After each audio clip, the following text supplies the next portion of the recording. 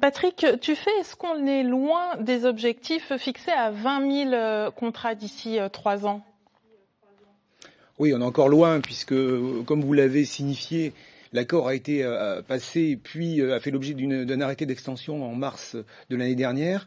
Donc le dispositif est assez complexe à mettre en œuvre et actuellement la profession est très mobilisée pour mettre en avant ce contrat puisque c'est quand même une avancée énorme par rapport à la législation antérieure. On espère qu'on aura une progression exponentielle dans les semaines qui viennent, d'autant plus que sur les 2 premiers mois de l'année, grâce à une activité qui est en train de reprendre, puisque je rappelle que lors des 2 dernières années, l'activité de l'intérim a chuté, nous avons un nombre de contrats importants qui sont en train de se signer. Donc non, bien sûr, on est encore loin d'objectif, mais je vous rappelle que c'est sur 3 ans et qu'on espère bien qu'on va avoir une progression forte dans les semaines à venir. Vous dites que le dispositif est complexe à mettre en œuvre, c'est-à-dire complexe pour qui ?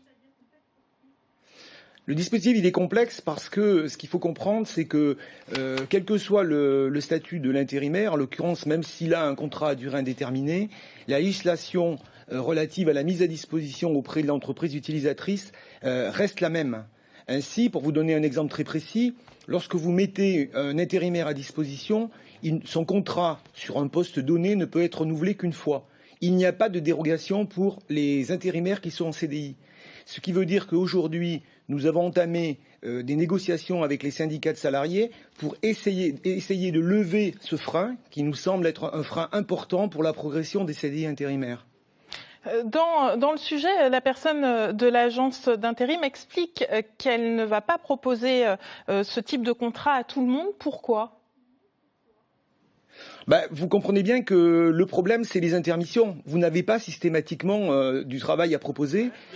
Par définition, c'est le propre de l'intérim. Donc vous êtes obligé de proposer des CDI intérimaires à des personnes qui ont une qualification qui répond aux besoins des entreprises clientes. Et il faut aussi avoir des clients très fidélisés qui vous autorisent à penser qu'à terme, vous aurez suffisamment de missions à proposer à votre salarié intérimaire. C'est aussi la raison pour laquelle aujourd'hui, les 10% de précarité qui étaient payés aux salariés intérimaires traditionnels, si l'on peut dire, sont aujourd'hui mobilisés dans une caisse spécifique, dans le fonds de sécurisation de parcours des intérimaires, et qui permet, sur les intermissions, premièrement, de proposer des formations aux intérimaires quand on n'a pas de mission à leur proposer, mais aussi de les rémunérer durant ces périodes. Les intérimaires, on l'a entendu l'exemple, ils n'y voient que des avantages, notamment donc les vacances. Lorsqu'un intérimaire signe un contrat CDI, donc intérimaire, gagne-t-il moins d'argent ? Obligatoirement, puisque il ne bénéficie pas de l'indemnité de précarité, puisqu'il devient un salarié en contrat à durée indéterminée.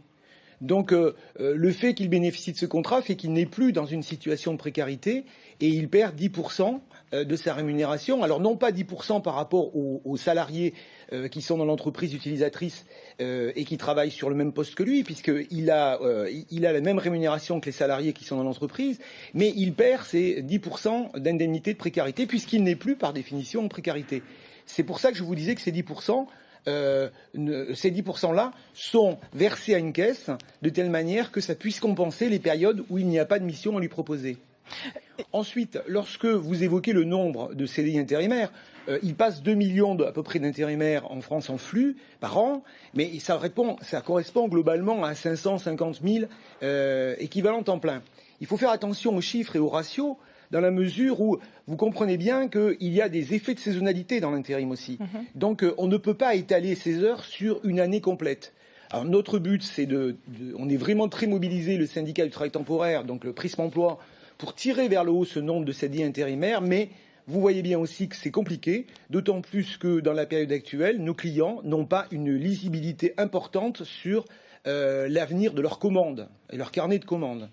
D'où la difficulté à s'engager sur un CDI si on ne sait pas que nos clients auront du travail sur 1 an et demi, 6 mois. Bon voilà, on a vraiment des contrats courts en ce moment. Oui, ce sera de toute façon une affaire à suivre, car je rappelle qu'en fin de semaine, le gouvernement réunit les partenaires sociaux, donc ce CDI intérimaire sera sûrement amené à évoluer. Plus d'informations à retrouver en lien sur le site de la matinale. Merci Patrick Tuffet pour toutes ces explications.